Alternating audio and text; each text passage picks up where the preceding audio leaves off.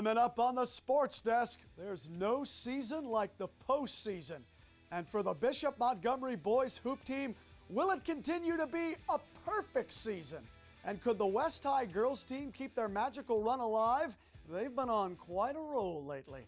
The North High girls soccer team is hoping to ride the momentum from their recent league title. Plus, it's time for El Camino College baseball. We'll have all this and so much more. The Sports Desk begins right now.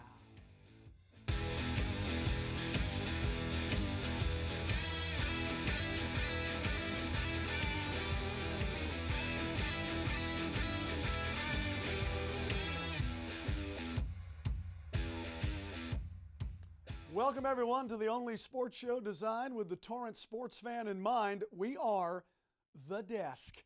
Thank you so much for stopping by, and don't forget to hit us up on Facebook, Twitter, and Instagram. Share your videos and photos, and by all means, give us some ideas for future stories. Do you know a local athlete or coach that should be featured right here on our show? If so, please let us know, and we'll be sure to feature that person on our next episode. As powerful as Superman is, if you want to defeat him, all you have to do is use kryptonite. Pretty simple, right? Then why is it so difficult to defeat the Bishop Montgomery High School boys basketball team? Great question. I'm not sure anyone has the answer. The CIF playoffs are underway, and the schools in the open division are hoping to find a version of kryptonite soon, because so far the Knights have been, well, invincible. The top-seeded Knights were looking to remain perfect this season as they entertain St. John Bosco in the first round. Another packed house at Bishop Montgomery. The Bishops swaglet, loud and proud. That's how they roll. First quarter, check this out. Off the Chris James miss, Josh Vasquez grabs the board, dribbles it up court, and then just jacks a three. That is cold-blooded. Knights up 7. Watch the Knights work the ball around here. David Singleton, he's going to end up with it and go backdoor with a reverse lay-in. Wow, D. Sing drops 17. Knights lead by 8 now. And then Singleton puts the D in D. Sing. This is a monster block, baby. Woo, D. Sing brings it up, dishes it to Vasquez. He finds Will Crawford. Will the thrill sinks the tray ball. The big fella gives the Knights a 10-point lead at the end of 1. Second quarter, we got more defense. Vasquez, the steal. He goes straight to the rack, lays it in, 2 of his 14. Knights up by 18 now. Final seconds of the half. It's Tynan time. Fletcher drives past 3 defenders, goes glass. He finished with 10. Knights up 35-19 at the half. Final seconds of the third quarter now. One bright spot for St. John Bosco. Check out the last-second heave coming up here by Boogie Evans. He beats the buzzer. It's Boogie Wonderland. Earth, Wind, and Fire would be proud. But Bishop was in full control. Good to see Oscar Lopez back in the lineup. He goes straight to the tin for 2 of his 7 points off the bench. And Bishop beats St. John Bosco by the final of 60-43. And as you can imagine, the crowd was a huge factor in this one. Oh, that was amazing. We have the best student section in the country. Like, having them on the court, having them like here is like a 6-man. Like, it just gives you that extra energy to keep up going out there and playing. So it was great to have them out there. To be in a game like tonight, the state playoffs, with your home crowd here, you work hard to get a high seat so you can get a game on your court, and they delivered for us. They were phenomenal. They wouldn't let us slack our energy off at all. So it's nothing like playing at home, having everybody there. It's a great feeling knowing that they're behind you and they're loud. It's kind of getting the other team's head, but it's a great feeling. I mean, it was crazy. You know, we feed off of their energy, and then they feed off of ours. You know, we love how they come out and support us, and we just love it here. That's why we love our home games. Having a home court advantage and having our crowd being loud, it gave us an advantage. So shout out to the crowd too for helping us to win the game. Next up for the Knights, a rematch with a very familiar foe, Sierra Canyon. And the last time these two teams met, it was a thriller, that is for sure. It ended in the score of 65-62 with Bishop winning by a slim margin. So let me tell you something right now. This one here should be a dandy. All right, this season was all about making statements for the Tartars of Torrance High School. When people counted them out, They simply embraced the underdog role and took care of business.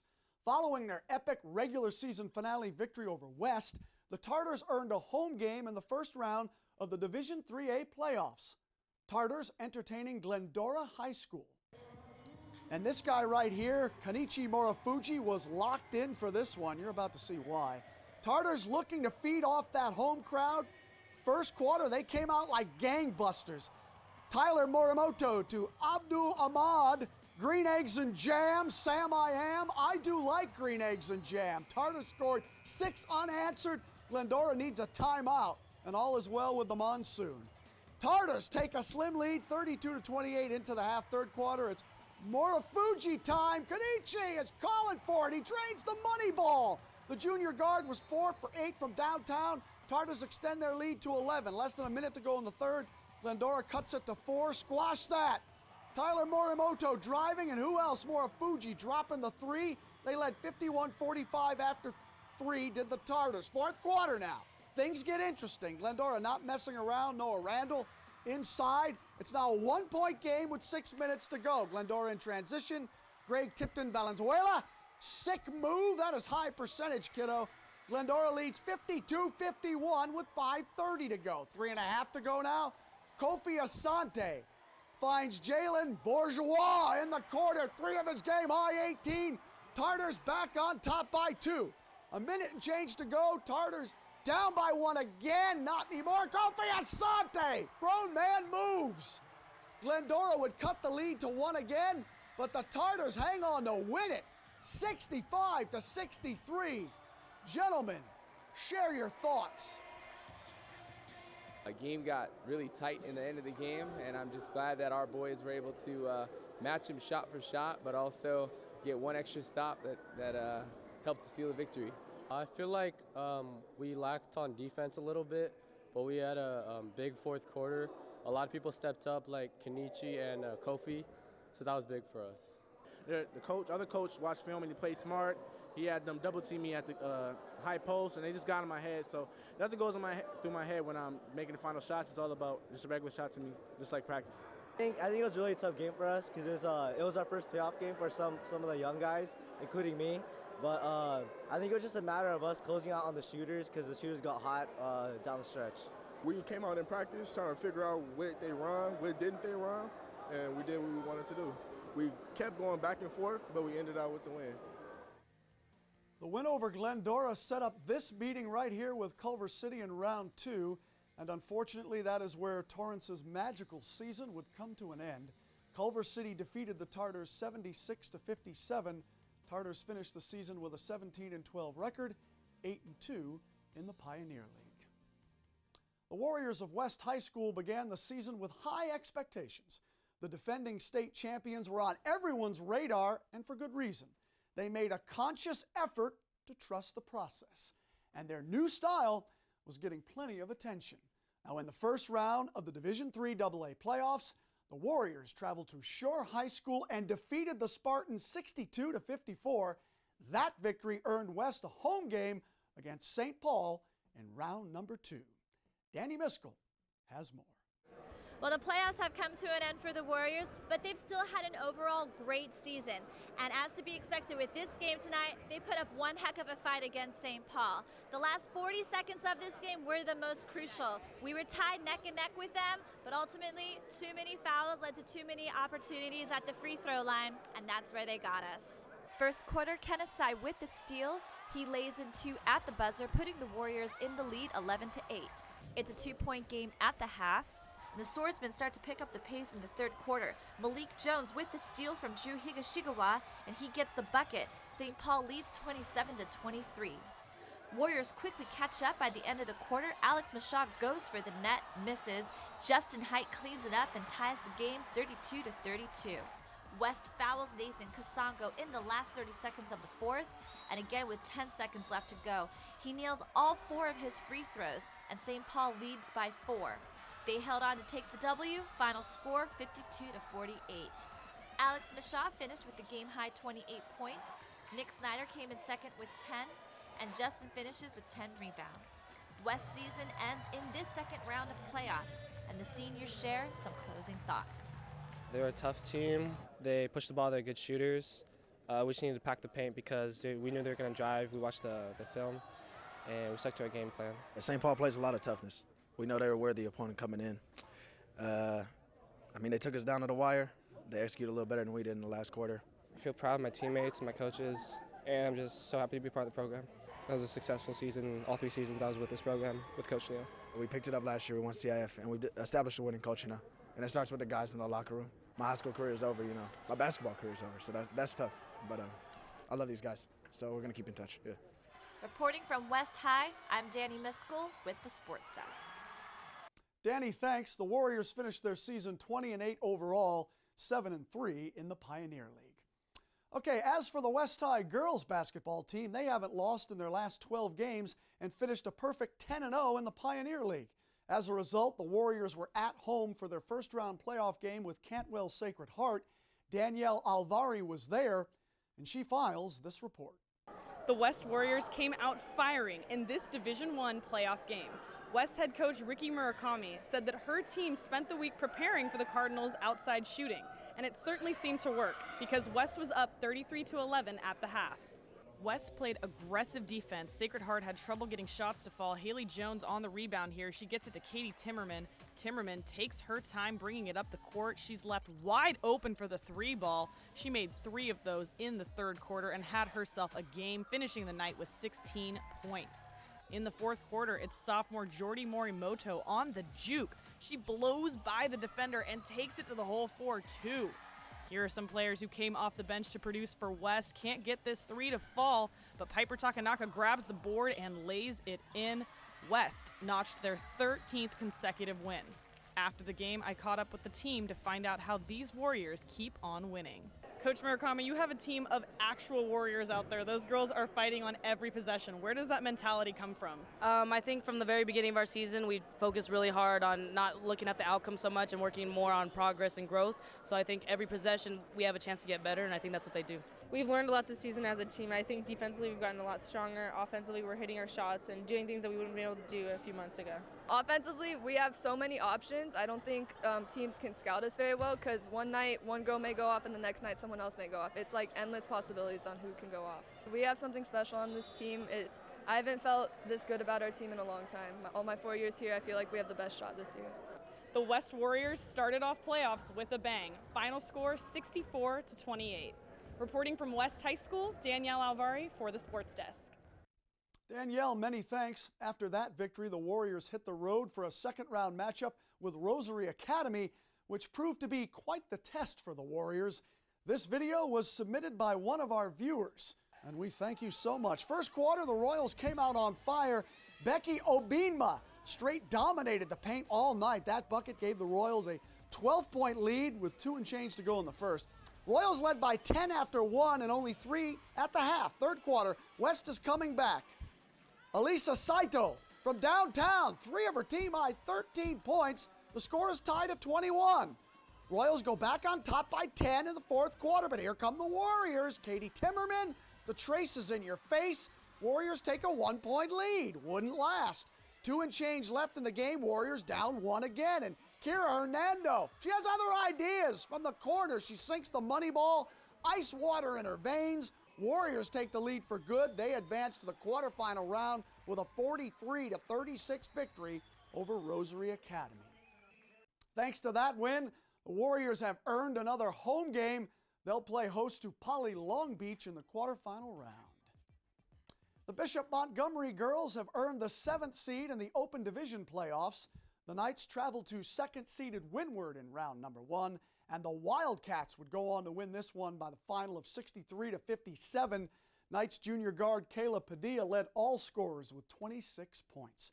Now, despite the loss, the Knights will play again in the Open Division consolation round, and that game will take place at Bishop Montgomery on February 24th.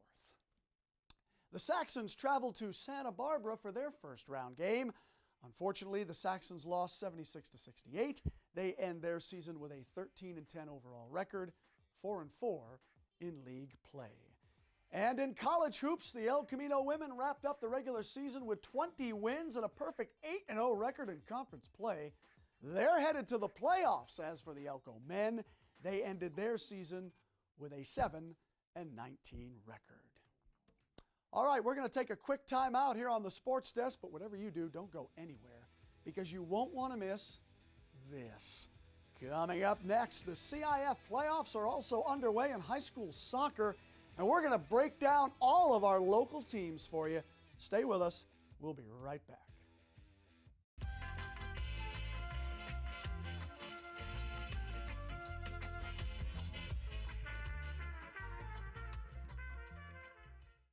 Welcome back, everyone. Remember to follow us on social media, Twitter, Instagram, Facebook. Share your story ideas, post your photos and videos. We want to hear from you, Torrance. After all, this is your show, so be sure to get involved. All right, it's pretty safe to say the North High girls soccer team found themselves on cloud 9 after winning their first Pioneer League title in more than 12 years.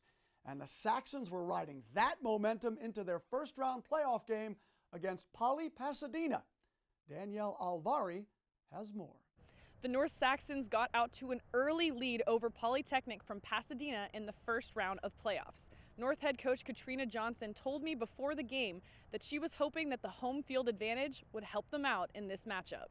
The Lady Saxons have 0 losses this season and were ready to keep it that way. Early in the first half, it's Sierra Stahl on the inbound. Freshman Desiree Jeans takes control and gets it over to Mylena Fida, who knocks in the goal. Saxons take the 1-0 lead and hold on to it heading into halftime.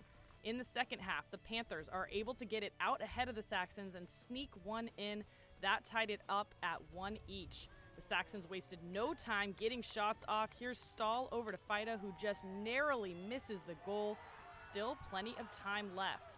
But it wasn't until the final minutes of play that the Saxons delivered this game-winning goal, courtesy of Megan Perkey in the top right corner. And with that, North went on to win the game. Final score 2-1.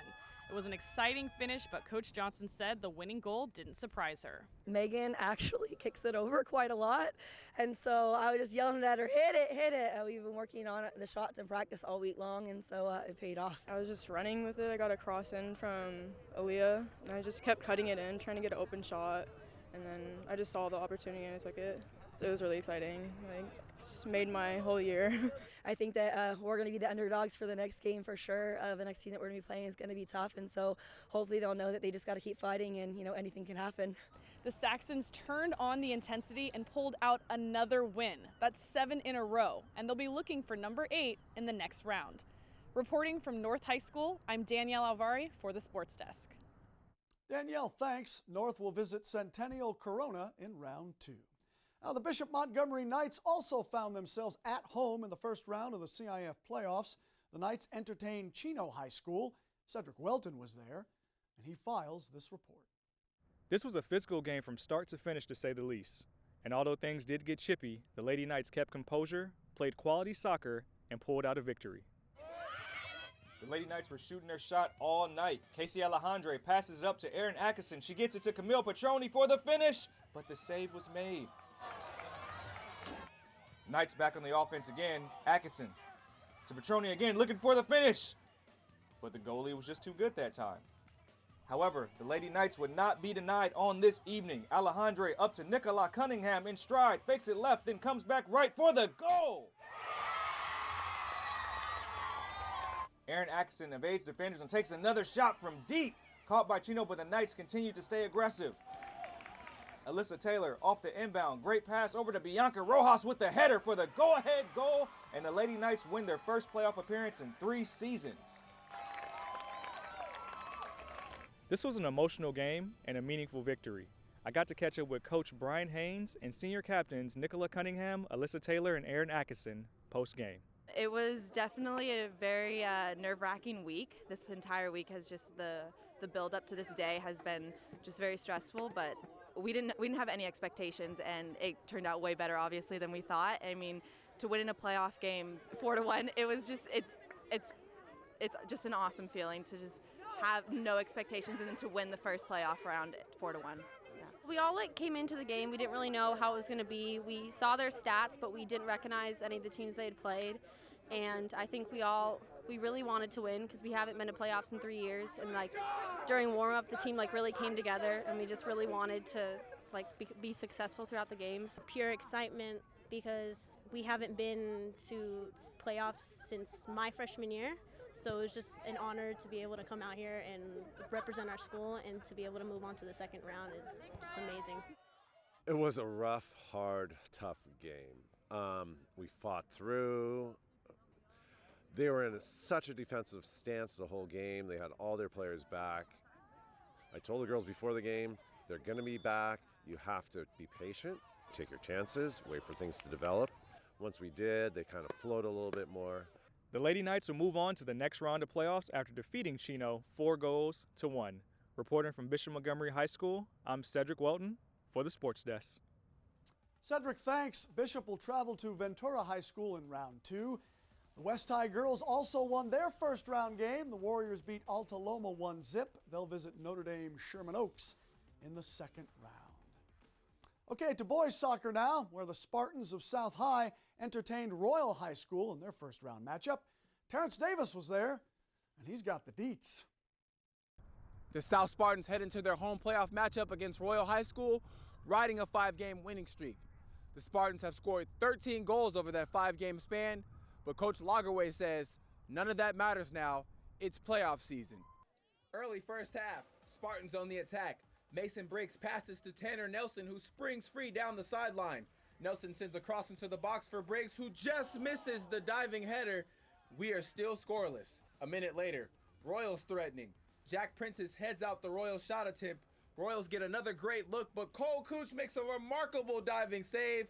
The Spartans defense stepping up in a big way. Late in the first half, Daniel Hugh breaks free from the defender, gets a great chance on goal, but his shot is saved by the Royals keeper. 0-0 at the break. Early second half, still scoreless. Jack Prentice's free kick connects with the head of Mason Briggs, but it just misses wide of the goal. Spartans can't find the back of the net. Less than 3 minutes to play. South with the corner kick. Spencer Payne's cross finds Dylan Marin on the far post, and he taps it in for the goal. The South Spartans hold on to win 1-0. At first, I thought I wasn't going to get to it, and the ball dipped last second, and I barely got a foot on it. It helped. I think it deflected off the defender after I touched it, but it is what it is. Despite the win, Coach Lagerwey says his team will need to do a better job of capitalizing on their scoring opportunities. We need to be sharper in front of the goal. You know, I don't know what the shots were, but we must have had 10, 12 shots, and it's got to be enough to produce more than a goal that was kind of a scramble at the end. The Spartans have won a season-high 6 games as they advance to the second round of the CIF playoffs. Reporting from South High Soccer Field, I'm Terrence Davis for the Sports Desk. Thank you, Terrence. South High will hit the road for a second-round matchup with Valencia. Now, elsewhere in Division II, the West High Warriors opened the first round with a home game. The Pioneer League champs played host to San Marcos High School, and that's where Cedric Welton picks up our story. This was a closely contested playoff matchup that gave us overtime action, and a penalty kick was the deciding factor against the home team. Just after the half, Warriors down 2-1, trying to get this thing tied up. Matt Ritchie up to Caden Porlak with a savvy feat from deep. Goal! And they're celebrating in Warrior country.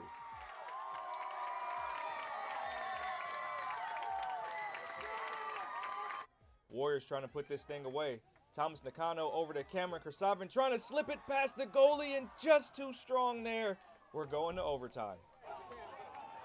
Overtime in the first round of the playoffs, and we have some controversy. San Marcos off the inbound, and the goal is blocked by Kersavin, but he gets called for a hand penalty. Next play, San Marcos is awarded a penalty kick. Pedro Mercado calls game, and the celebration begins because San Marcos knows they're moving on to the next round. The Pioneer League champ Warriors had a great season. I got to catch it with Coach Mike Shimizu post-game. This was a tough one. As you can tell by the reaction of our guys, I mean, a lot of them were really hurt by it, and it speaks of how much they gave to this game, this season. We had a tremendous group of guys this year, and they stepped up hard, won the league, and just today, we just didn't get the ball to bounce our way. Despite the tough loss, the Warriors were celebrated as Pioneer League champions. Boasting a record of 9-1 in conference play, Coach Shimizu elaborated on what made this group so special. The seniors really put their stamp on this team. They led, and they made a very positive atmosphere for the team. The Warriors' historic season comes to an end today as they fall to San Marcos 3-2.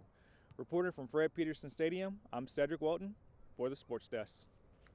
Cedric, many thanks. Elsewhere in boys soccer, the Knights end their season with a 2-1 loss at Upland. Congratulations to all of our local soccer teams on great seasons. All right, we're going to take a quick time out here on the Sports Desk. Don't move a muscle, though. Still to come, it's time to throw the bender. El Camino baseball is back on the diamond, and 3 is the magic number. Don't worry, we'll explain. Stay with us. Alexa, how do you tell if asparagus is still good? If it's not moldy or slimy, it's okay to eat. Enable the new skill from Save the Food on your Amazon Alexa and help fight food waste.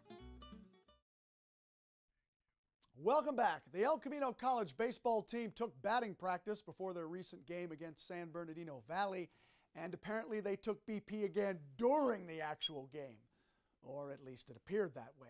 The Warriors teed off on the Wolverines, and the whole time they were playing with house money, as in right-hander Kenneth House, who, by the way, tossed a gem in his 3rd start of the season. Danny Miskell was there, and she files this report.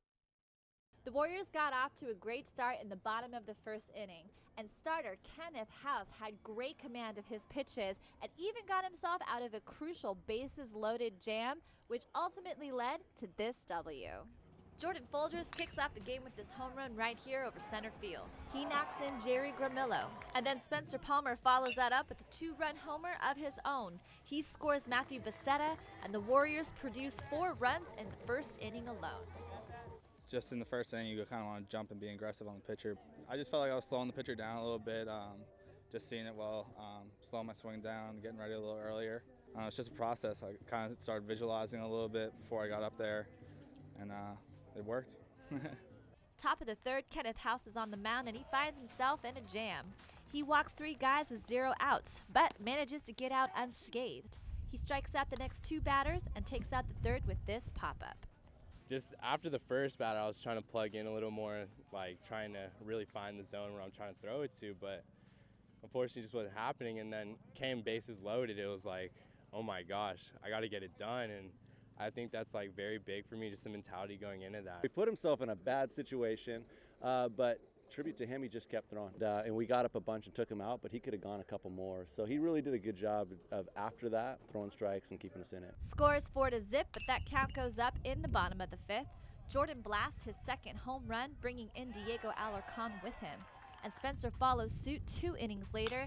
He's got Jordan and Matthew on base, and he brings them home with this grand slam. Spencer was perfect at the plate, going 4 for 4 with 2 home runs, a double, and 5 RBIs. I got into counts that were favorable and got ahead and was looking for my pitch especially. I know that early on we're young, we're replacing our whole lineup, and so the last couple weeks it seems we've figured out a little bit. So hopefully it keeps rolling and into conference and we have some momentum. Elko shuts out San Bernardino 11-0, and they wrapped out 14 hits. Kenneth House is now 3-0, and he pitched 6 innings, only gave up 4 hits, no runs, and struck out 6. This game was big because now the Warriors are on a 3-game winning streak. Reporting from Warrior Field, I'm Danny Miskell for the Sports Desk. Danny, thanks. The Elko softball team won their 2nd straight after shutting out Orange Coast 7-0. Cassidy Robinson went 2 for 3 with 2 ribs. All right, that does it for this week's edition of the Sports Desk. Thank you so much for joining us. As always, we appreciate your support. My name is AJ Vittone, and I've seen, heard, and said enough for 1 week. We'll continue this conversation again next week, I promise. Until then, don't forget to follow the Sports Desk on social media, Facebook, Twitter, Instagram. And remember, you can email us as well. We'd love to hear from you. That's all the time we have, sports fans. We'll catch you next time right here on the Sports Desk.